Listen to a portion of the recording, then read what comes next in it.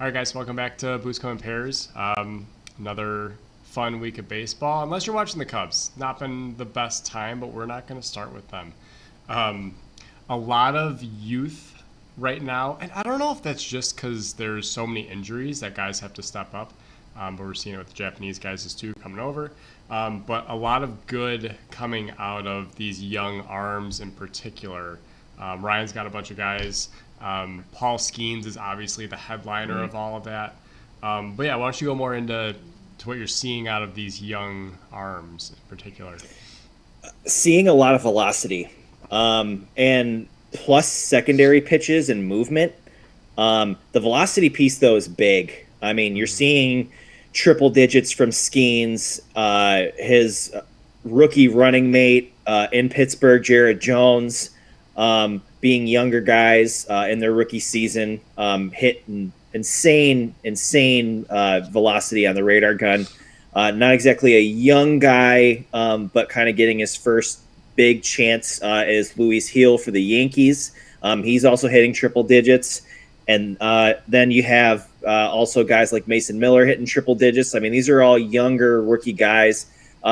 Mainly just seeing velocity, but more than anything is poise. And Paul Skenes is probably the biggest pitching prospect since Steven Strasburg. Just all the hype and the expectations that go with being the number one overall pick. But the guy has really shined, has really shown a lot of confidence in his ability and his work ethic. He just shows up to play every day. And from what I've heard off the field, like really solid dude, comes from a really solid family, military background. Obviously, he started his collegiate career at Air Force. He pitched for Coach Kaz's son, Mike, out there before transitioning to LSU and just having an absolute monster of a junior season, which ultimately led to him declaring for the draft and getting where he is now. I mean, he got drafted last year, already in the big leagues, already doing extremely well, lighting up the radar gun, is throwing more 100-mile-an-hour pitches than anybody. Just looking dominant. It's just fun to watch. I could go on about probably another half hour, but obviously we want to keep it short. But yeah, just cool to see. I'm a big fan of what I'm seeing so far. I like what you said, because this is what I've noticed too, is the poise. It's the command of these pitches because you're throwing that hard. You got to be able to control it, and that's what makes you stick at the major league level, right? Hunter Green, when he first came up, didn't have a lot of command of that fastball and was letting up a lot of home runs. So it's cool. Like, I'm always, you got to show me before I'm like bought in. And when he first came up, I remember telling someone, I'm like, yeah, let's see him throw a couple times if he gets knocked around or if he sticks. And he pitched against the Cubs twice in 2 weeks. His first two starts, I feel like, were against the Cubs. And he was as advertised. And he's facing Ohtani. He's facing, the best lineups in the league and dominating. But yeah, that poise for a lot of these guys is there. Mason Miller has shown a lot of command of his fastball in particular. The interesting thing, though, with Paul Skenes is in his last start in St. Louis, he got a standing ovation for 6 2/3 innings. So I don't really understand that. But even further, I know Cardinal fans are smarter than everyone else and whatever. I don't think I would ever give an unless it's like a monumental moment, like Derek Jeter retiring.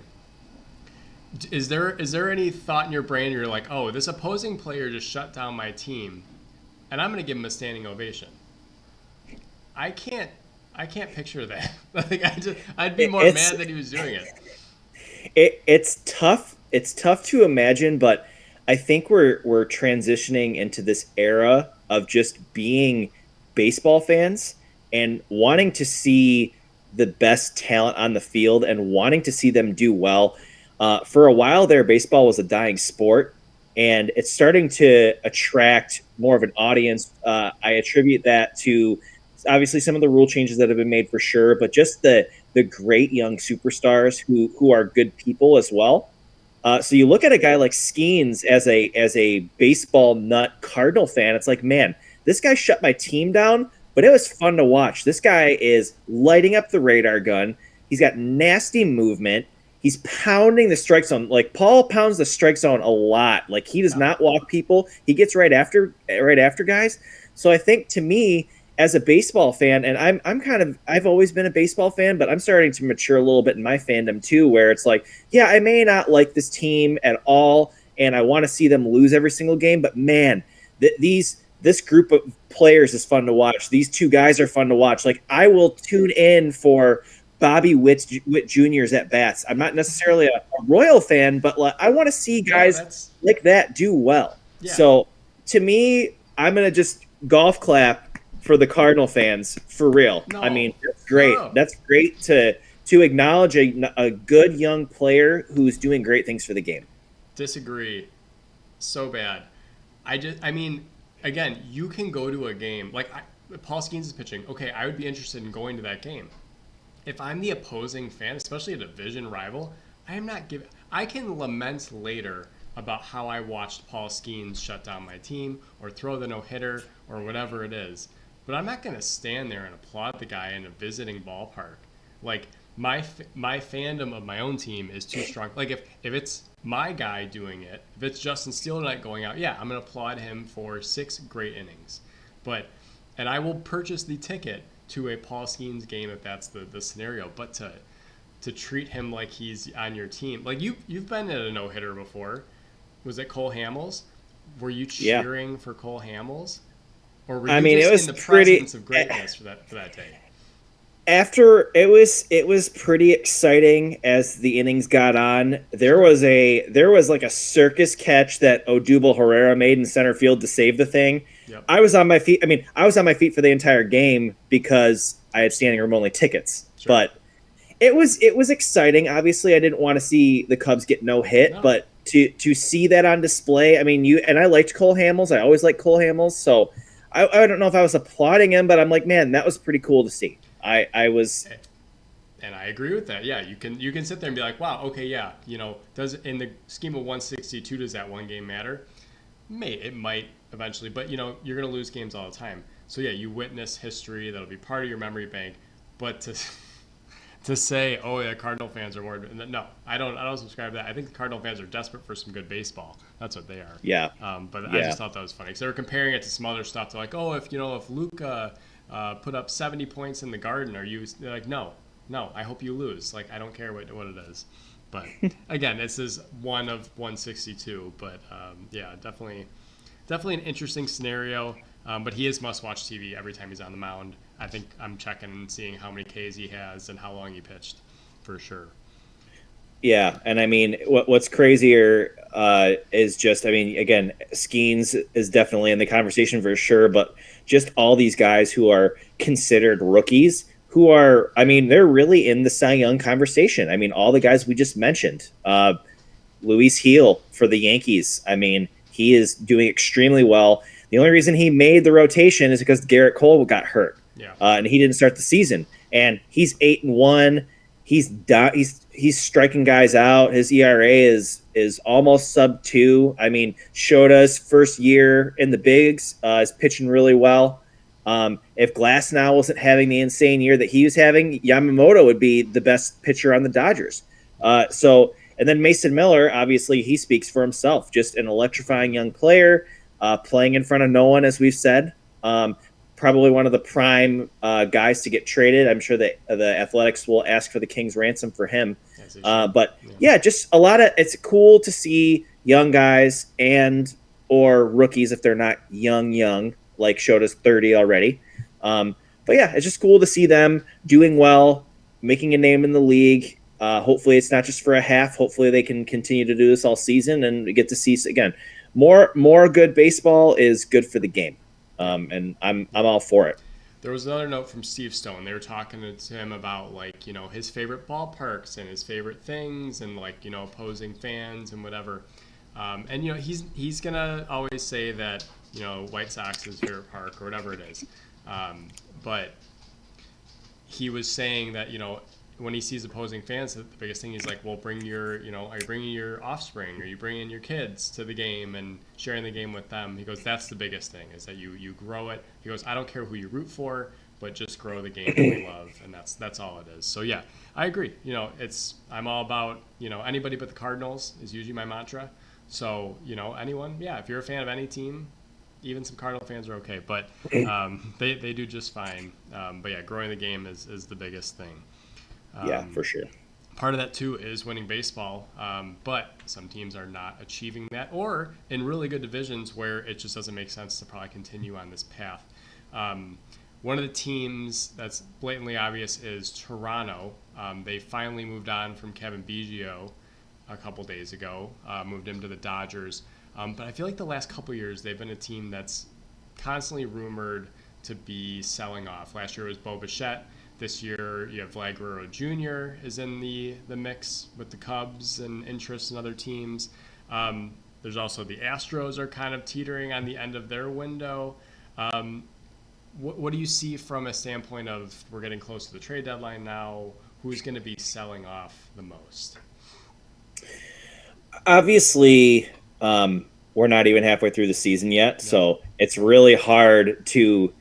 I mean, if you're any team, it's like, all right, well, when do I call it quits? When do I try to move on and try to get prospects? A lot of the guys who are rumored, big names at least, are on not expiring deals, but it's an expiring deal. It's the end of their contract with the team, and they'll be free agents. So it's how can I sell this valuable asset that I don't plan on devoting hundreds of millions of dollars to, and get some pieces to help me build my team in the future. But yeah, the toughest part when it comes to any deadline is when am I far back enough? When do I call it quits? Right. Is it still wide open? Things can change with the second wild card spot. I mean, we've seen it. We saw it last year. Anything can happen.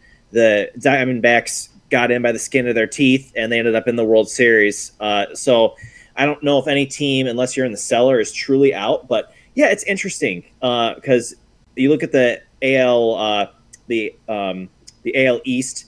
The Yankees seem to be running away, at least with a playoff spot. Baltimore's not far behind them, but then you have teams like Toronto and the Red Sox who are right there. The Rays really aren't that far under 500. I think they're only 2 under. So really, any one of those teams gets in a hot streak, they're right back in it. And then you look at the NL East.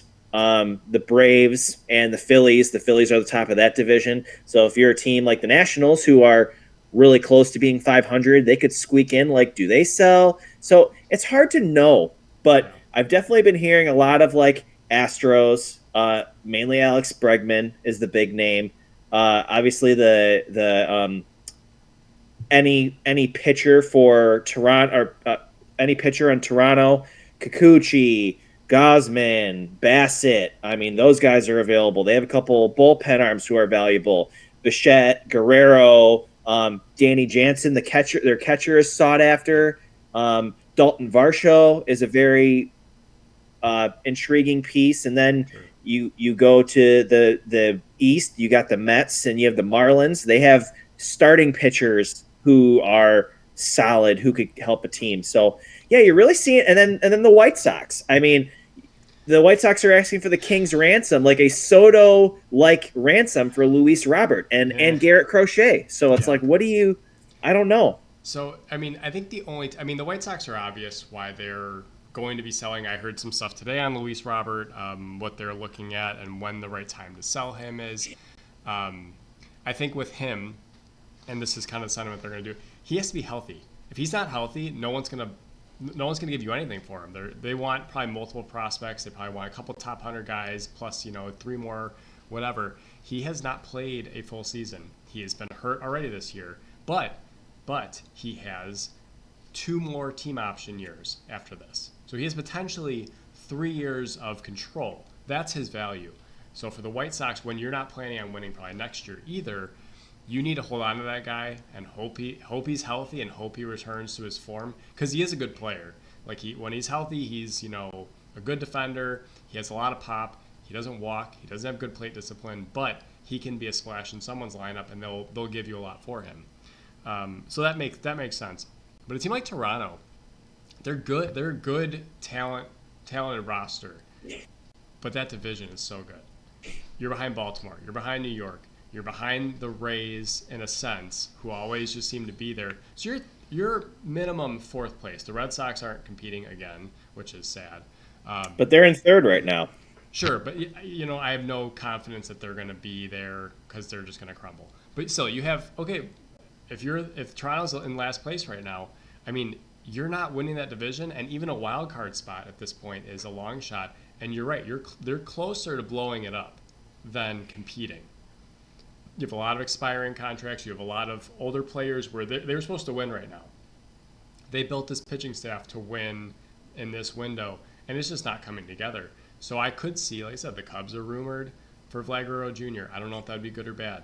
Danny Jansen's, that's the other name I've seen thrown around because the Cubs also need a catcher. So they're looking at Elias Diaz. They're looking at Shea Langoliers, which they needed a defensive catcher because, the Rays are running wild on them right now. And they've been doing it all season. Like, they need someone back there. But, yeah, Toronto is just in that position with that division that you might see them sell sooner than later, I feel, even though we're only in June. Yeah, and I think the prime candidates are probably Vladdy, and I've seen George Springer's name out there. He's another guy. He could help a team. And then some of these starting pitchers that they have. I don't see Bichette. And then I would also add Jansen in there too. Like, again, there are some teams that really need catchers, and yeah, I've seen Jansen and I've seen Diaz for the Rockies as available guys. But yeah, they're interesting. And then I've also seen like Houston. I mean, Houston. Yeah. I've even seen Kyle Tucker's name thrown out there, and they'd want a lot for him. See, Houston, but the main guy I've seen is Bregman, but I've seen Kyle Tucker's name thrown out there. Bregman is an expiring contract. He's also not playing super well, but the Astros are kind of hanging around. So, and that West are the Mariners. For real, you never know. And they've won, so I can't see them dismantling unless they're like 10 games out or 10 games under at the trade deadline. Then maybe they move at Bregman. But they're about 8 or 9 now. Under? Yeah. But 8 or 9 out of first. Okay. But if you get back to 500, I mean, as I said, it's a gettable division, and they've done it every single year, it seems like. So, and Texas isn't up there yet. So, yeah, the Astros, I would be more surprised, but I think we are seeing their window start to close. They're kind of running out of those arms, and the contracts are expiring. Altuve is getting old, but they are a team that I don't want to play still. So, yeah, not at all. Any other pieces other than obviously you mentioned the Diamondbacks. I mean that's interesting.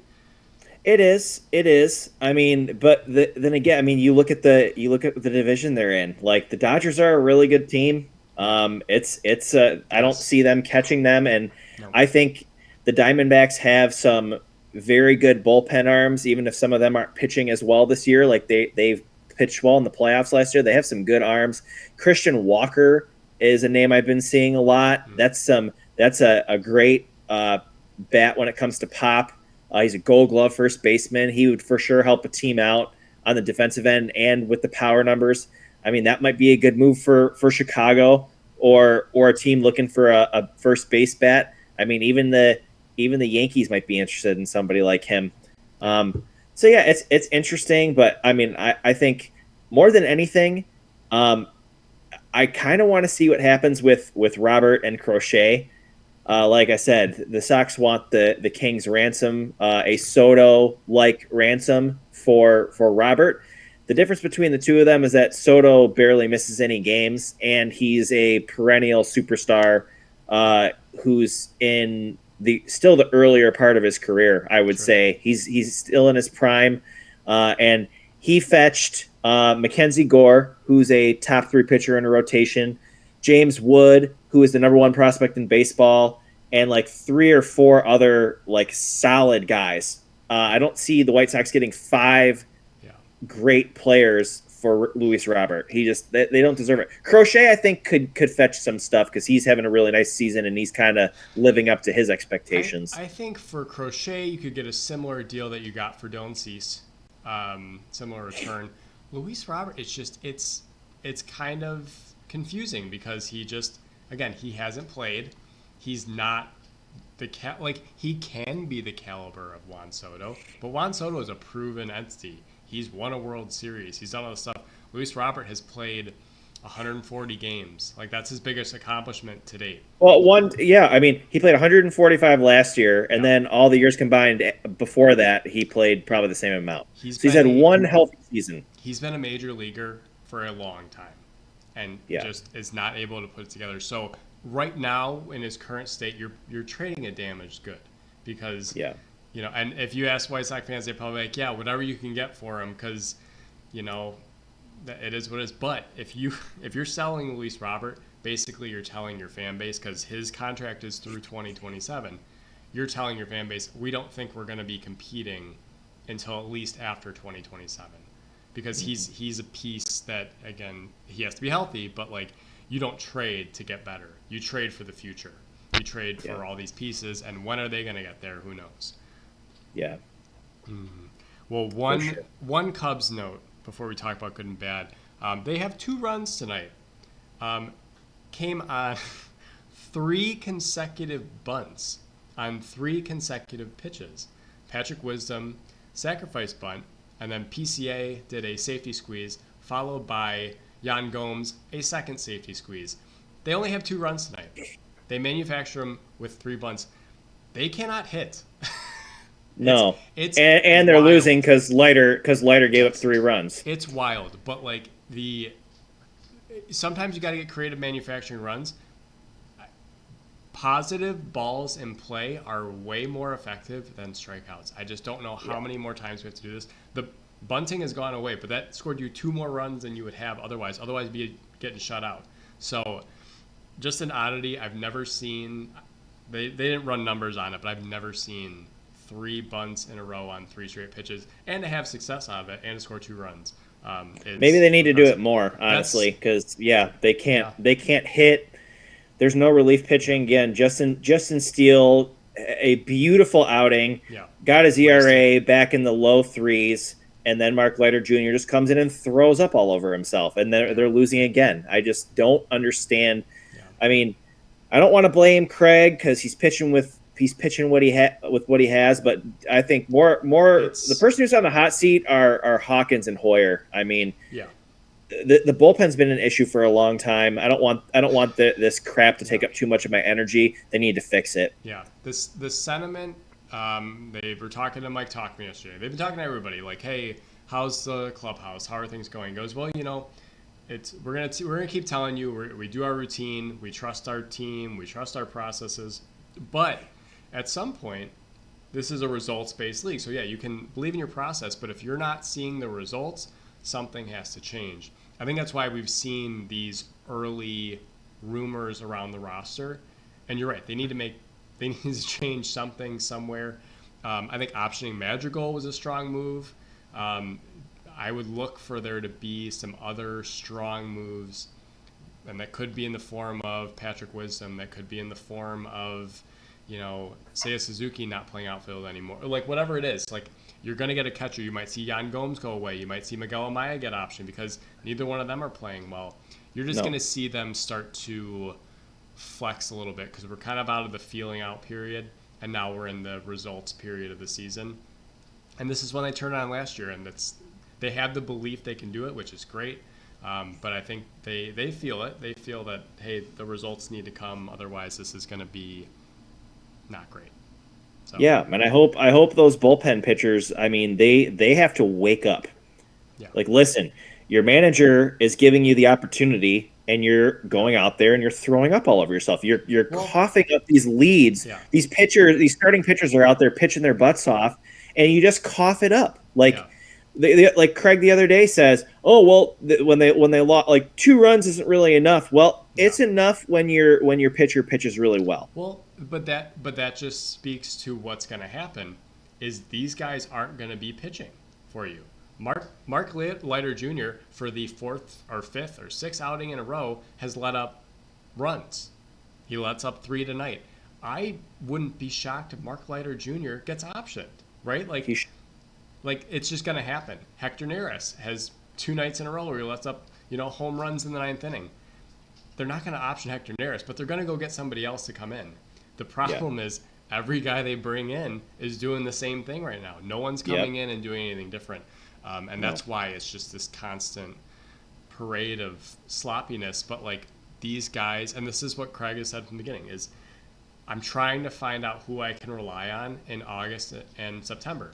Well, we are finding out that it's not going to be Mark Leiter Jr. It's not going to be Hector Neris. If you're going to win a lot of baseball games, this current bullpen is not going to be who's pitching.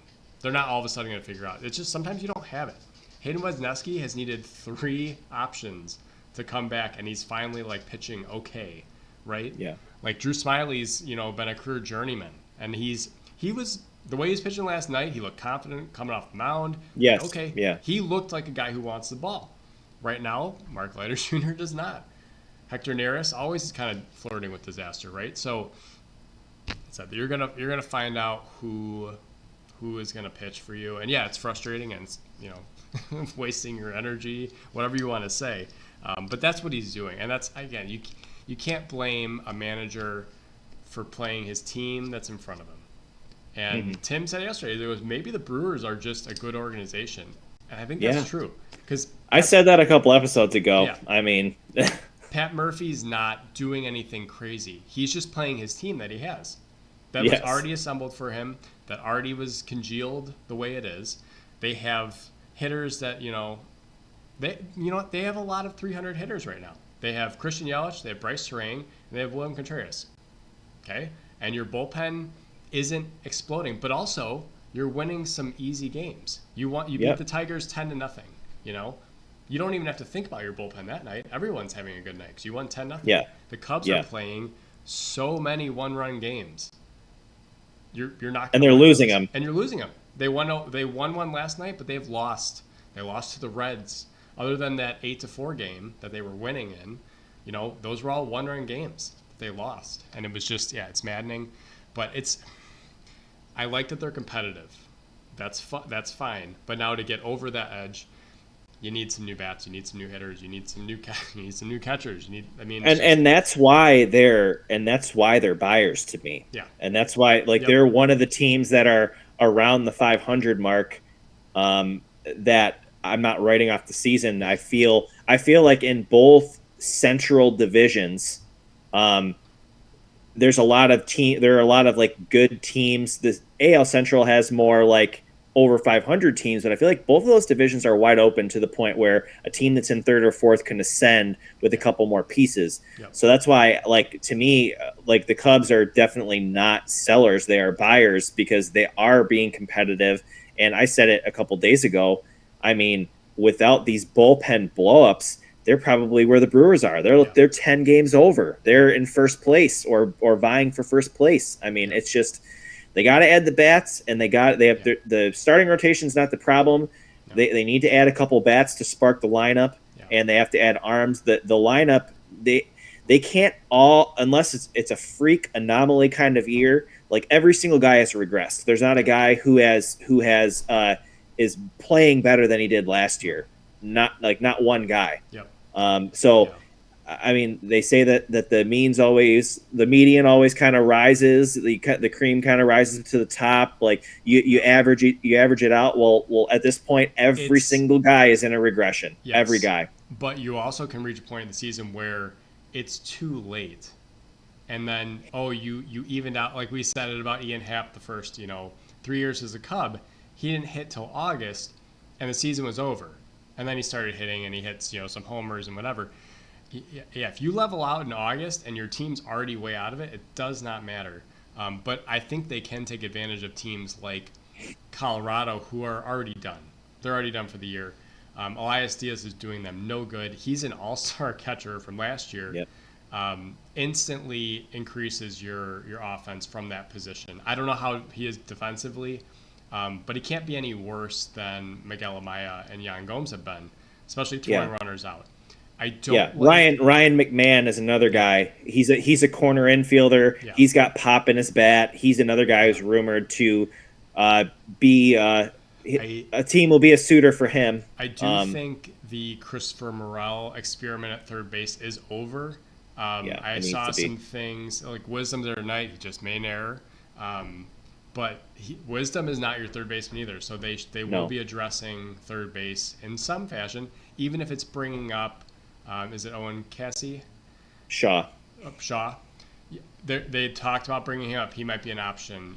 Somebody. You need a third baseman, Matt Chapman, to play third base. Like that's what it is. So they're assessing these weaknesses, and I think they're going to start to move on some of these teams. I don't like Danny Jansen because he's never healthy. I like him when he's healthy.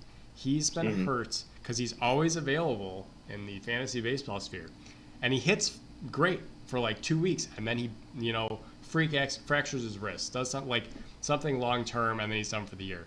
So that I don't like, but I do like the other one they threw out there was Shea Langoliers. He's a really good defensive catcher. He is Great pop time. great pop time. Great pop. No, that is one that they Yeah. said he gets the ball down to second base very fast. He doesn't have a high batting average, but he has a ton of production.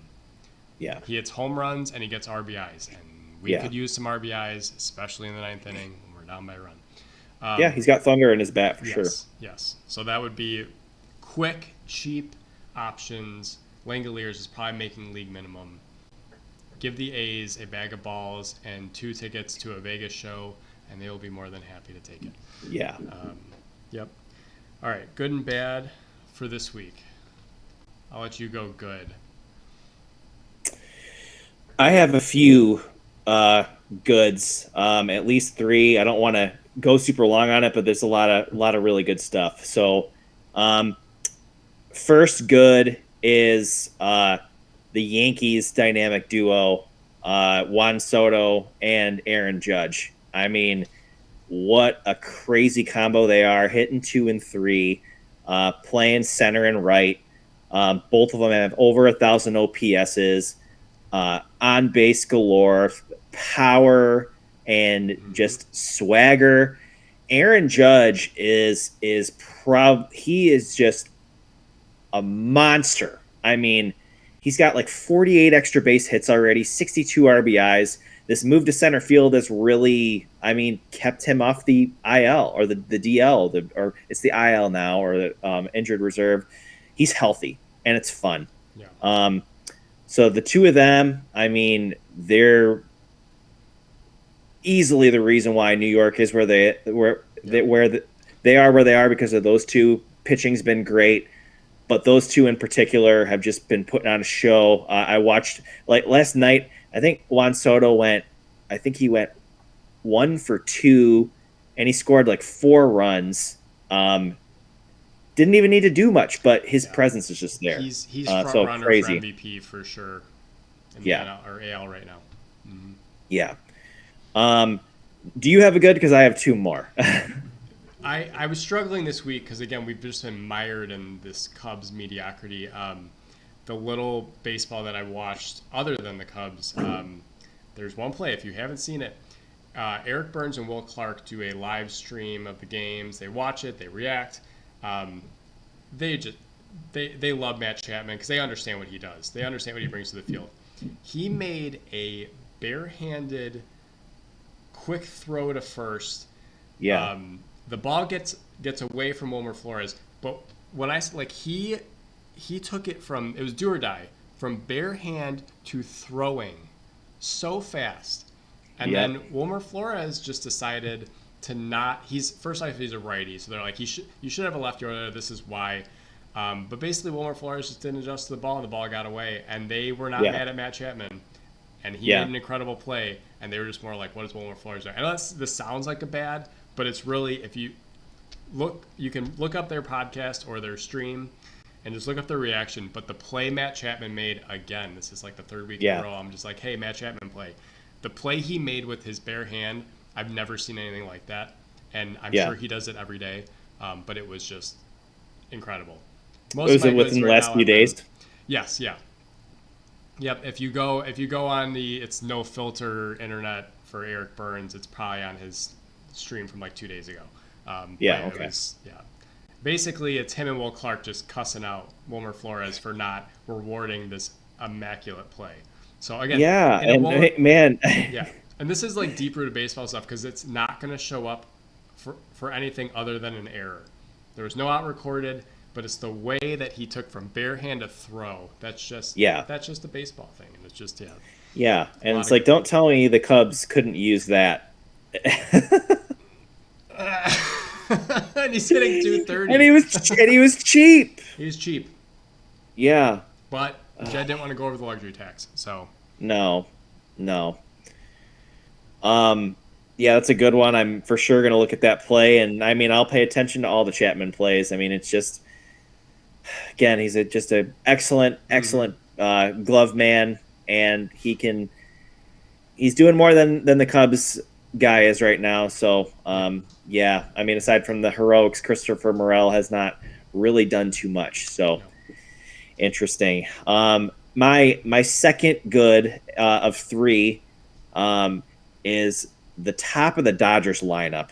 Uh, 1 through 5 in their lineup is just Are you sure? ridiculous. I Yeah. mean, Mookie Betts, Shohei Ohtani, Freddie Freeman, Will Mm-hmm. Smith, and Teoscar Hernandez is starting to Actually, barrel up that ball. I would say they've Mookie Betts and Otani have kind of come down to earth a little bit, if anything. Yes. But yeah, okay. And Teoscar has come up. Yeah, So with those two kind of tapering off, Freddie's kind of been in the same spot.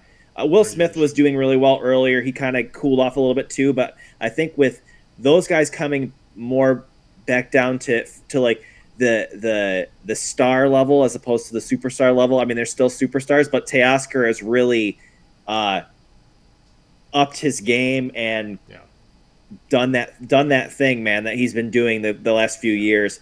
All those guys have 40 plus RBIs. mm-hmm. Freeman's got 9 bombs. Everyone else is in double digits.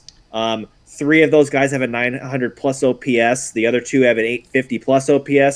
They're just dangerous. After that, the lineup kind of drops off. But when you have 5 guys, over half of your Who lineup, cares? it's crazy. When you play on a team like the Dodgers and you're Teoscar Hernandez, there is no pressure. No. Opposing pitchers are not concerned when they get to Teoscar Hernandez. So this is a great situation. I think that's why Jason Hayward has done so well for the Dodgers because they don't need him. They don't need him to do anything. Just sit there and look pretty and make your defensive plays and whatever. So sure, yeah, the 1.3 billion dollar lineup. But you know what? The Mets did the same thing and it didn't work. So No. I guess it's just good for them and their riches. I will not give them a Uh, standing ovation though. Sorry. Well, the Not the it. Mets put their eggs in the wrong They basket. did. I mean, They did. I mean, you knew what you're getting with Otani. Otani's not Yeah. going to hit 230. Mookie Betts isn't going to hit 230. You know what Freddie's though? not going to hit 230. I don't. Otani is I bold take right now. I think he finishes the year below 300 batting average. Yeah, yeah, for sure. Um, and his postseason is a question because you don't know what he's going to do. So you can say he's a known commodity.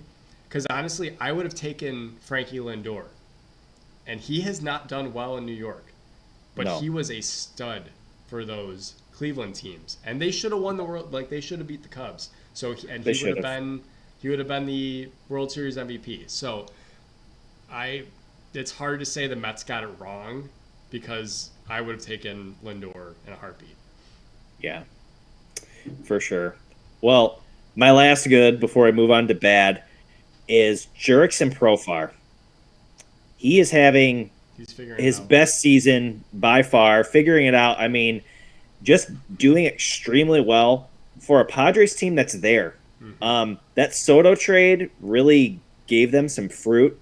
Those pitchers are doing really well. Guys are stepping up. They have some solid players. I mean, they lose Soto. They're down Bogarts right now. They're playing well, and Profar is a big reason. He's hitting like third, I think. He's hitting over 320.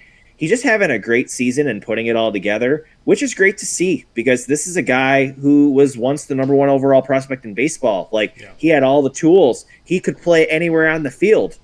He was also, I think, he was on that Little League World Series team, the Carousel team that ended up winning the whole thing. So he's kind of been on the radar for a long time, but just cool to see him doing well and playing well. I saw him on the Digging Deep podcast with Eric Hosmer and Pete Moylan and Justin Sua. They had him and Fernando on, and he just seems like such a humble guy, and he really loves the game, and he really loves just life in general. Just a very carefree, cool, just a good baseball guy, and it's cool to see him finally doing well and performing and putting the stats up. And I hope that's en route to his first All-Star appearance. That would be really cool to see. I don't see how they could keep him off the roster with how he's played.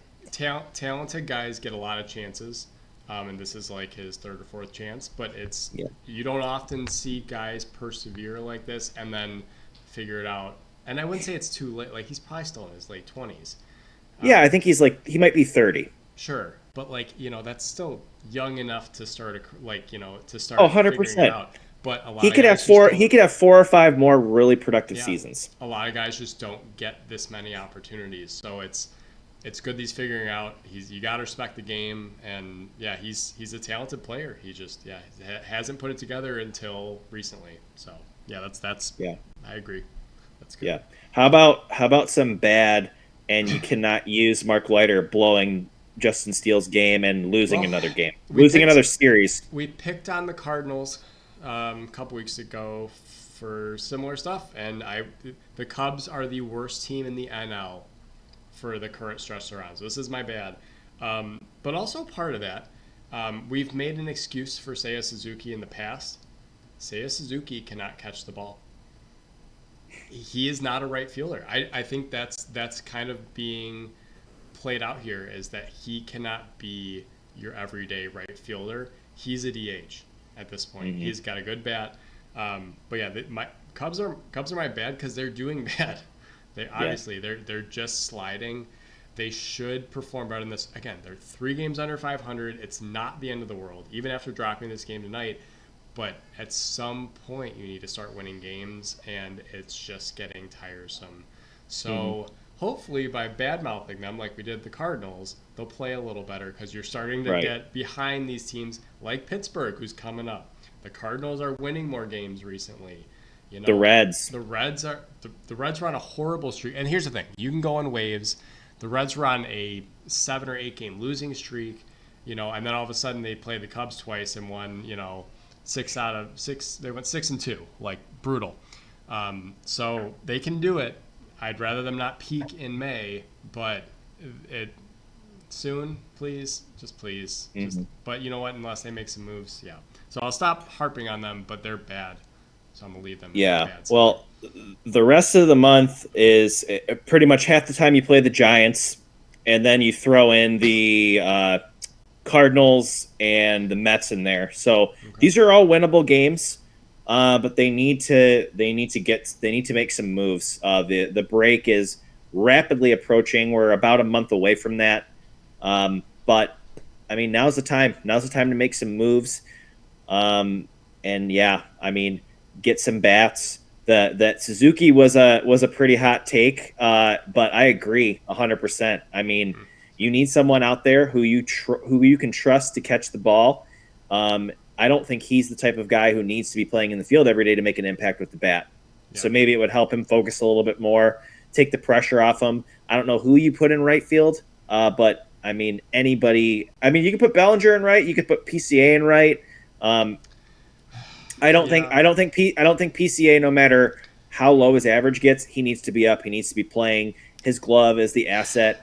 The thing that sucks. He made an exceptional play tonight, but his bat's a liability, and you can't have in this current lineup. You can't have it.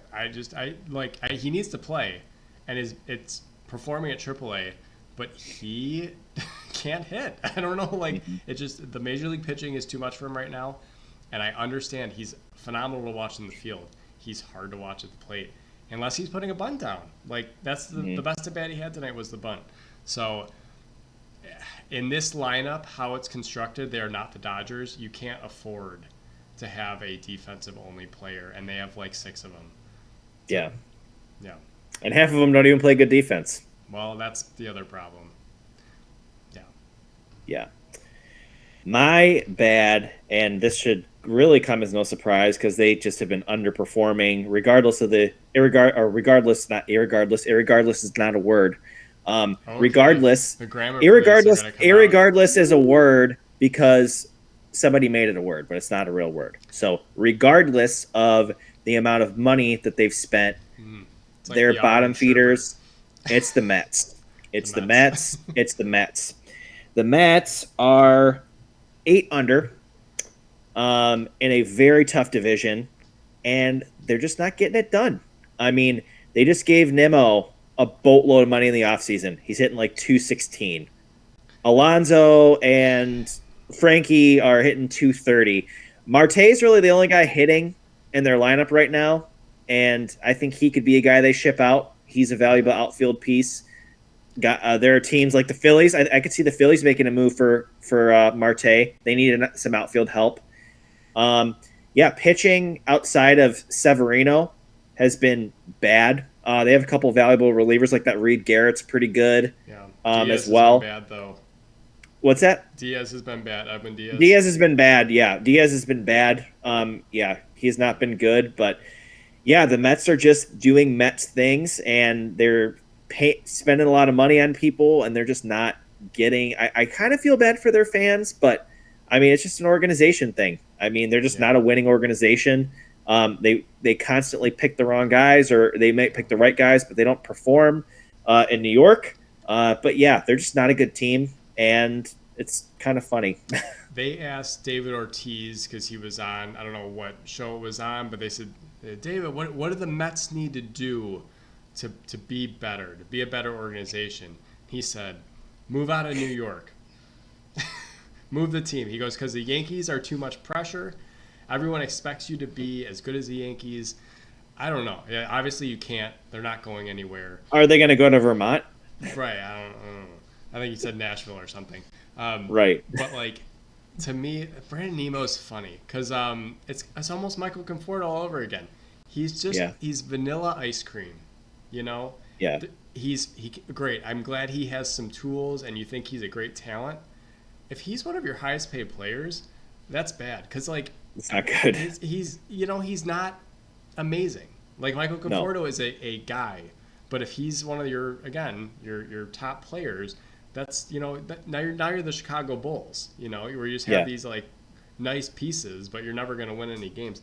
So yeah, they're investing in probably the wrong talent. You're right. They're just kind of pushing the wrong buttons, and I can respect them going for it, but it's just it doesn't seem to be working in New York, and their stars aren't performing like stars.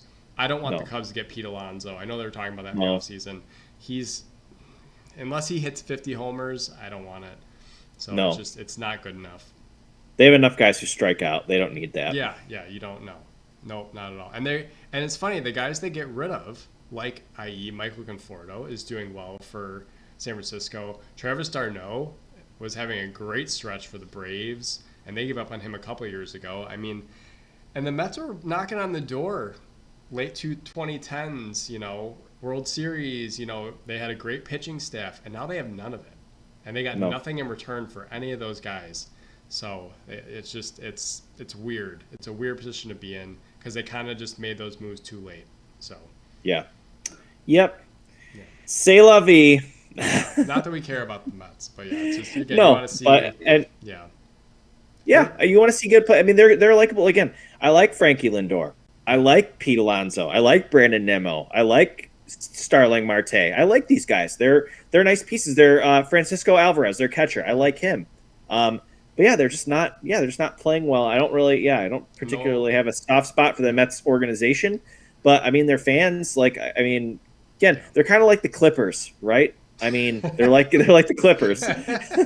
That's a good, yeah. They're never gonna, just kind of. Yeah, they're just not a threat. They're not really a threat. No, and not in their current state. Again, At least now, yeah. A couple years ago, like they were better than the Yankees, but everyone kind of just laughs it off because it's like, oh, they can't sustain this, and they didn't. And they did. Again, every one of those pitchers, Syndergaard, DeGrom, they just had all these big arms, and they got nothing. Yeah. Harvey, Matz. Yeah, nothing happened as a result. Zach Wheeler, who's also great. Zach Wheeler's doing amazing, but yeah, just he is. It's just they had all 5 of those guys at the same time, and just couldn't get over the hump. Which again, it happens, but yeah, to get nothing in return, that's what sets your organization back. Is when you get 0 in return for those pieces. But, all right, well, hopefully the Cubs can win a series, not against the White Sox soon. I don't know if that's happening. That's the only team they beat.